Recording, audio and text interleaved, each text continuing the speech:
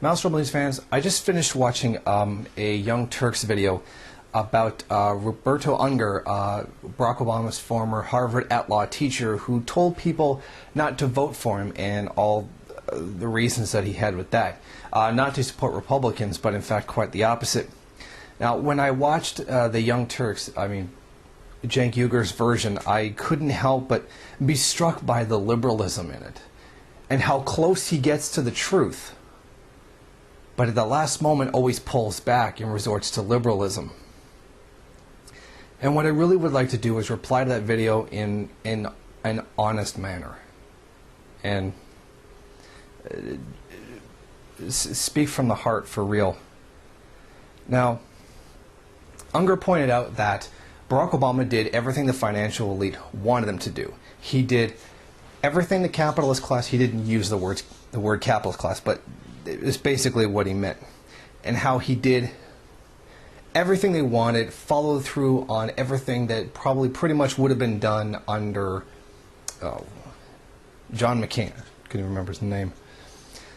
Now, he said how under Republicans there would have been greater income inequality than there would have been under the Democrats as there is right now. And I just can't help but think to myself, why are you really all that upset about income inequality? This is capitalism. The capitalist system is predicated on inequality, particularly around wealth. That is how the system works. It is about not being equal. The degree to which it is unequal is hardly even relevant in that matter. If you already have a system that's predicated on it being unequal. That's the capitalist system. That is what it does. There is no safe degree of unequal. There is no degree to which it is okay. If it is a system based on inequality, you're going to have inequality. And he said how the Democratic Party isn't really giving a way forward. They're not being progressive enough. They're not doing the things it is that to shrink that inequality and just keep doing the things that the big banks want them to do. The Democratic Party is a capitalist party. It will only do what the capitalist class tells it to do. That is no different than the Republican Party. They will just do it to a greater degree under the Republican Party. There is no difference. And he almost comes very, very close, Barack Obama's former law teacher, saying that there is no difference and these are both the same things. The Republicans are Democrats, Democrats are Republicans, and there really is no difference. And he says how the Democrats were basically Republicans with a human face because Obama failed on progressive causes. They gave the bankers everything. He screwed healthcare and education. He abandoned the working class. And all of his surrenders to the Republicans and the capitalist class were all in the, covered up with tax policy. Okay, I'm not going to tax you to death. Blah, blah, blah, no taxes, and that was his cover for a surrender to those things that the capitalist class want, and the anti-progressive movement and all of that. Now, Cenk thinks he gave up the struggle, and there was no struggle. Barack Obama, it doesn't matter what it is that you or anyone else voted him for. He was never going to do that. There never was going to be change.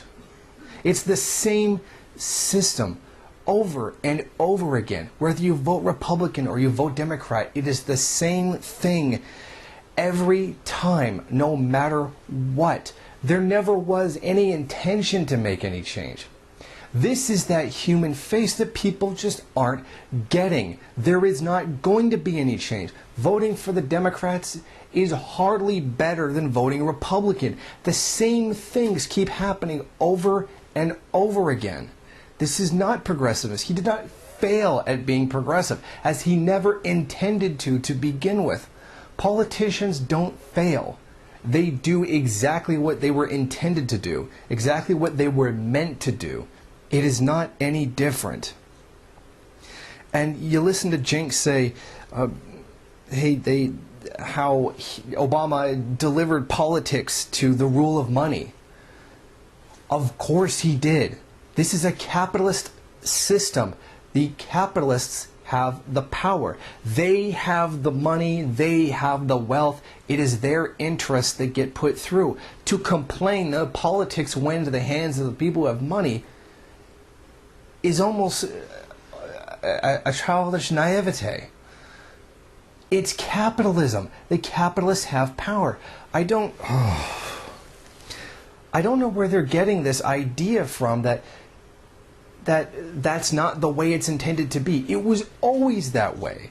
Look at the founding fathers and the way they wrote the Constitution. It was to defend private property. That is what capitalism is, a system of private property used to make money off of the labor of others. They knew that going in. When they said, "we the people," they literally meant the people in that room, the wealthy elite, whether some owned slaves or not. They never intended for the general public. I mean, we can see this in history through the really existing material conditions that pervade at the time. Places to vote were very, very far apart, and you had to travel a great distance to be able to vote. At one time, you had to have property in order to vote. Free and democratic elections where a person has a vote and only people who owned property could do it. How much more obvious could it get? Landowners, people who owned things, were the only people who could vote at one time. They put the ballot, the electoral stations far away from regular people. You had to go miles and miles to be able to vote. Well, guess what? A lot of the poor people, the masses, couldn't get there. And that was the intention. We see the same thing today in the elections. When you go to a polling station and there's not enough polling places to actually pull the lever or whatever it is that's done in the states, we can see there's X amount of people in the district, there's X amount of booths, and you have a set amount of time at which you can vote. If you don't vote in that amount of time, then you're automatically out of the booth and somebody else comes in. They've done like all these calculations that there literally is not enough places for everybody to be able to vote. It was literally intended to be impossible for everyone to be able to vote. How much more obvious does it really have to get? And then Cenk even goes on and says, you know, whoever has the most amount of money generally wins, or most of the time that's who wins. Of course. It is a capitalist system predicated on private wealth. Money is everything. Money is power. Money is privilege. Money is everything. Of course, the person who gets the most amount of money from those who have money is going to win. To even claim that the system was ever different, I'm not saying that Cenk has. I don't recall him ever saying that. But to say that it was ever intended to be or that it ever could be any different is completely false. It's a system based on money that people with money are the ones who have the power. I don't understand where the logical disconnect in so many people is over this. In a moment of hopefulness, Unger says, "No one changes the world without a struggle." Well, that's true. Nobody does. Now, I assume in the context he means in the useless liberal sense, wave a flag, march in the streets, even Occupy Wall Street is nowhere near enough. Look at all the times the world really changed. When America really became independent and it changed. When China and the revolution actually changed. In Russia, when the first communist government came into existence, that was through real struggle. Not some wishy-washy liberal, oh, vote for me and I'll put through a piece of legislation that'll help you out. It is true, even in America's history, without real struggle, there is nothing. Black people did not get legally the same rights as white people without struggle. There was tremendous struggling that they had to go through to get there. Nothing does change the world, and liberals don't understand that. I mean, this is one of the few things I give conservatives credit for. They do understand that there is struggle. There's tremendous risk. And liberals don't get that. It's always, okay, we'll vote for somebody else, or we'll put public pressure on somebody, and it doesn't accomplish. It takes real struggle. The ending the Vietnam War, was that like just something they got politicians to do? It took massive social unrest, tremendous social pressures. Students were killed protesting. Back in the day, I mean, did you forget this? The street fighting that took place in '68, and everything where real struggle brought actual change. And we still have these liberals today going on with their useless liberal ways of, oh, we'll just vote somebody different next time, and oh, we'll just get a ballot initiative or grassroots BS, do nothing as usual. And one of the things Unger said that was absolutely true was that the Republicans have to lose. The Democrats have to lose in the next election in order for it to reorientate back to the people and the people's will. Again, even coming from a Harvard at-law guy, this is insanely naive. When has that ever worked? And Cenk actually agrees on this point. He said in the video, you don't win by losing. Making Barack Obama lose is not going to help progressivism in any way, shape, or form. Handing the country over to the Republicans would be worse than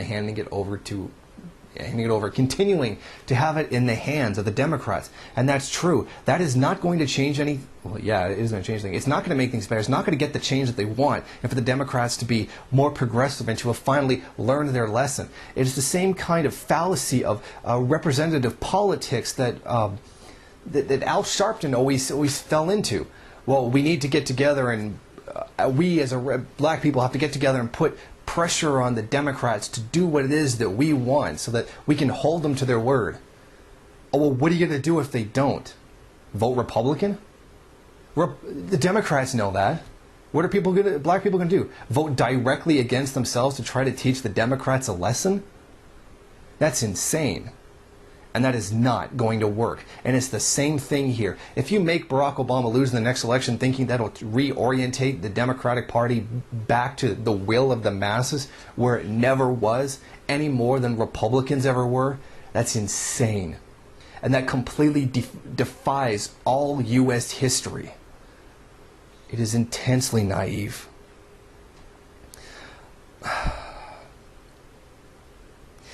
Now, Cenk does, to a degree, defend the Democrats by saying, well, if we do vote for them, it will be, we can work with them, blah, blah, blah, blah, blah, blah, and nothing's going to change.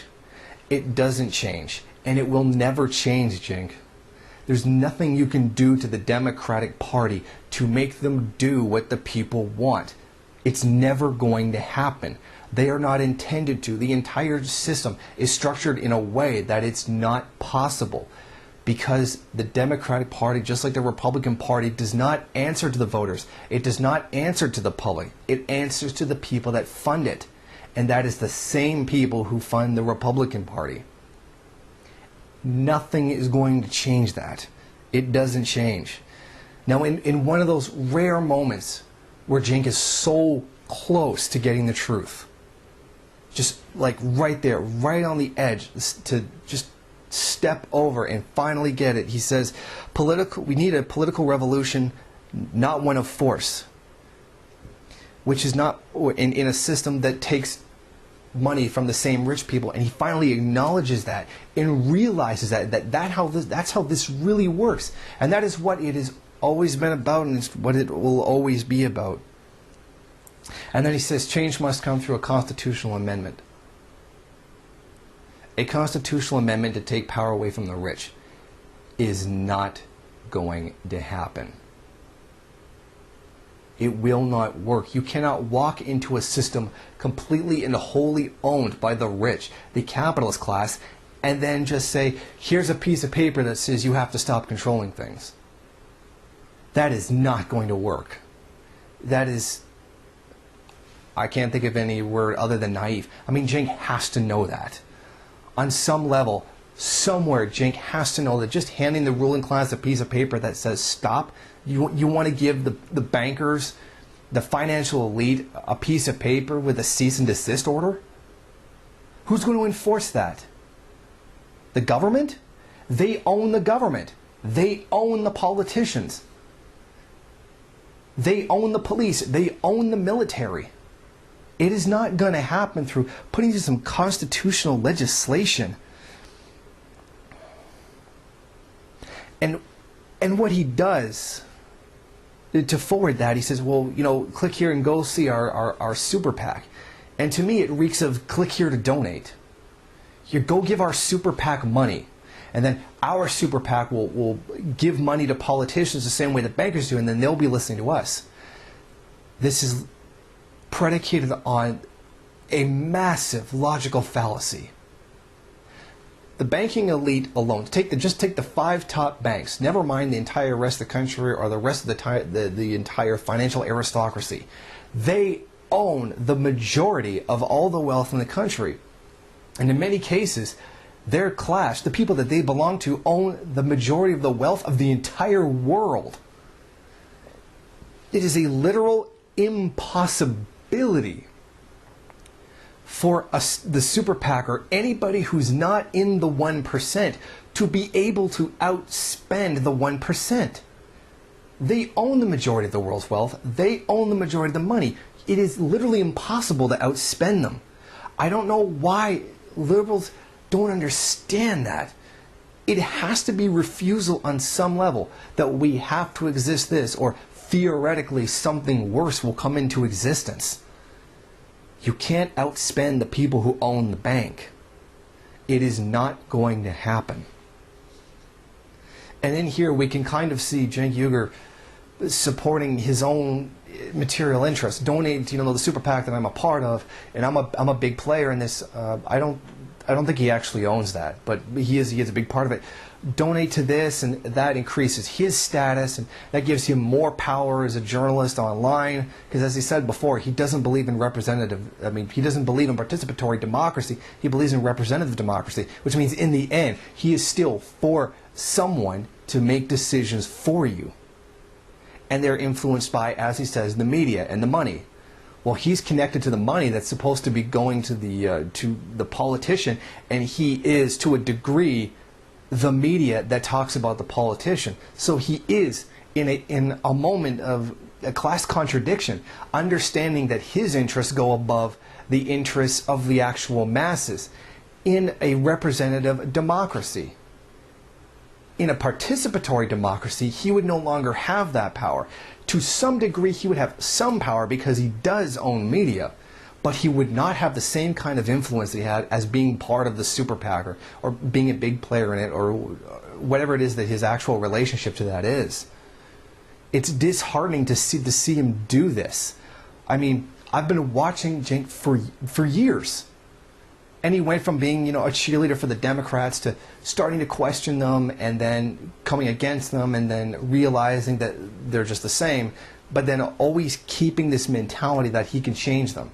Or not him, but people can change them if they just throw enough money or put enough pressure onto people that don't answer to them anyway. It's disheartening. He was always going 2 steps forward, 1 step back. But at least he's always going forward. And maybe one day he'll get there. And maybe one day he'll realize it. But until then, he's got his own interests bound up with the super PAC. Just as like every banker has their interests tied up with every PAC that they give money to, and every institution they fund to influence politicians. They call it influence. I call it controlling. And that has never changed. And it's literally impossible for the super PAC to be able to do that, to compete on the same level of bankers, for the financial reasons I already gave. What they're refusing to do is acknowledge money is it. Money is everything in the system. And they said about handing power over the country over to big money, and that's what Barack Obama did. He did not do that. That is how the system has always been. Over the centuries, they've gotten more and more power. That's absolutely true. Because if money is the source of all power in a capitalist economy, which it is, guess who's going to have the power? The people with the most amount of money. And he's not making that connection. On some level, he has to know that. He has to know that the people with the money are the ones that control everything, and that he inherently can never compete with them. That's why he joined the super PAC, because he knows that he has to go along with the system to some degree in the form of a compromise, even if he does believe that he is even rebelling against the system. And like I said, he made that very clear about rebelling against the system when he refused to stay with MSNBC. And I congratulate him on that, because to a large degree he realized the phoniness of corporate media. Shouldn't even say corporate media. It doesn't even have to be a corporation. The entire mass media in general. He gets that. And then he goes on current TV and does what he does, and then inherently can't go against what the guy who owns that is Al Gore. And he inherently can't contradict Al Gore in any serious way. And that's the reality of the situation. You're always going to answer to the guy with the money. And that's how it always is. Which is why the best sources of truth are people like me. Or not even just like me. To some small degree, people like Alex Jones. Independent, pure media that doesn't answer to anybody. And even then, Alex Jones answers to gold companies an awful lot. And he has his sponsors that he has to answer to, and everything else. But it is bottom level people who get information out there, nobody bloggers and like people like that, where real news actually comes from, or at least real analysis of the news actually comes from. And it's never going to really come from anybody else. Because they will always be beholden to their paymasters, whoever that is, and however much they give them. And Cenk says that he wants a constitutional people's power movement, a movement that's going to go up against the government, go up against the Republicans and the Democrats, and force them to do what they want to do. If it's already obvious that they'll never have the amount of money necessary to influence politicians enough to take money out of politics, what is a people's power movement going to do? Especially when he repeatedly uses the phrase non-violent, not too radical, where no one's going to get hurt. Look what non-violent protests did in Occupy Wall Street. People got the hell beat out of them, pepper sprayed, arrested on false charges, everything, the FBI spying on them, and that's without even doing anything radical. In the eyes of a lot of Americans, Occupy Wall Street would be considered radical. It really is not. I'm going to have to quote Lenin here when he said, "What is preferable is what is possible, and what is possible is already being done. And what is already being done is determined by the institution of power at the time." That's not an exact quote. The end of it I screwed up. But you get the message.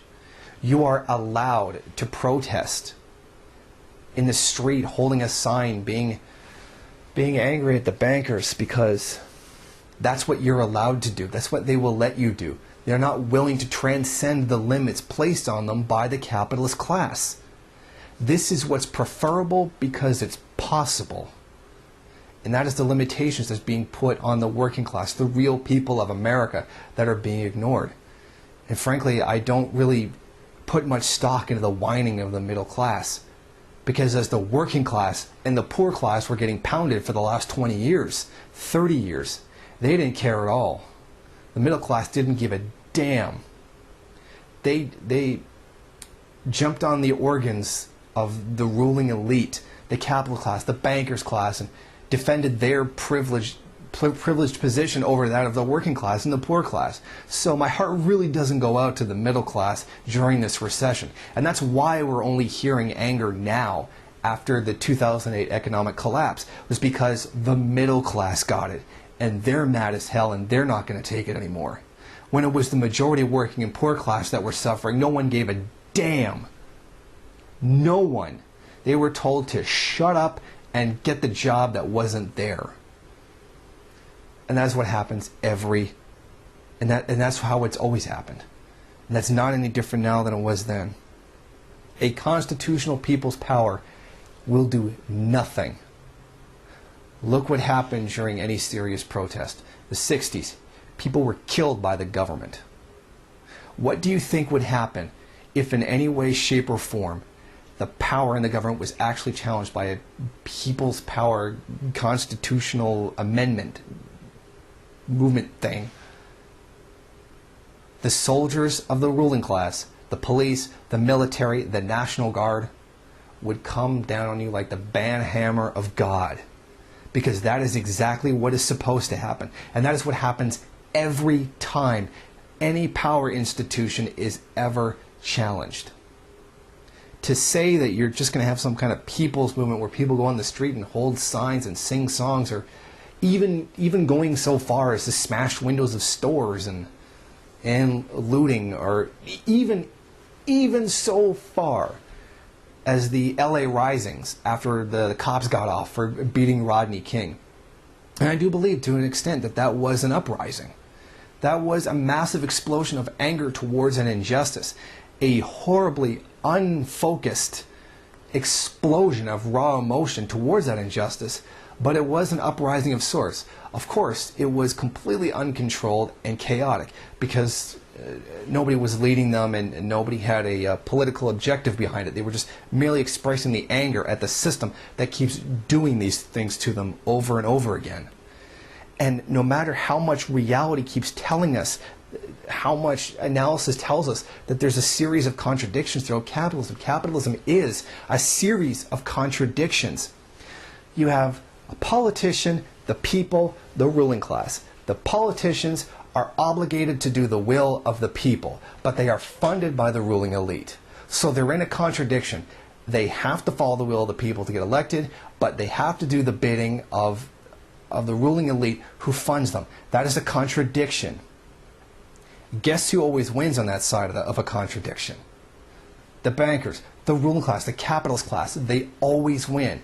And the people are sitting here with nothing. Why? Because the interests of the people are separate from the interests of the ruling class. And there's another contradiction.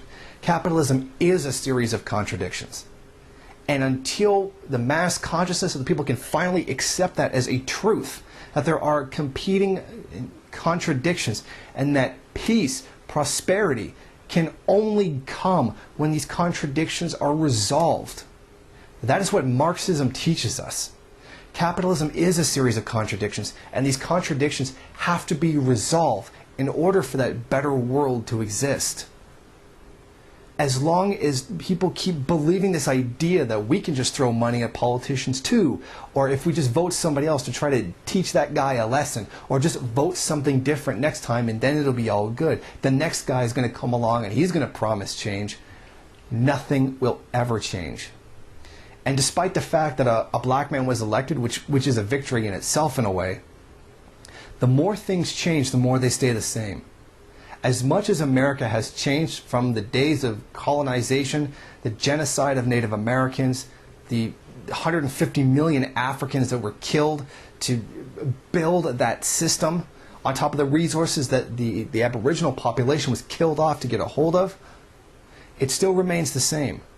The richest and most powerful are the ones running things, not the people. There never was a democracy. It never existed. The more things change, the more they stay the same. And that could not be any more of a true statement today to describe the system that we live in. And that's no different from any other country anywhere in the world. We have to get beyond this idea that we can just buy something to make it go away. You cannot compete with the capitalist class on their terms, which is what this system is. You have to transcend the limits that they put on you. Of course, politics is always going to be in the hands of money. You can't get rid of that until you get rid of the money, or at least the people who hoard money over others. The system can't be reformed. It is nothing but centuries of people trying to reform it. It can't be reformed. It has to be thrown out and a new one built in its place.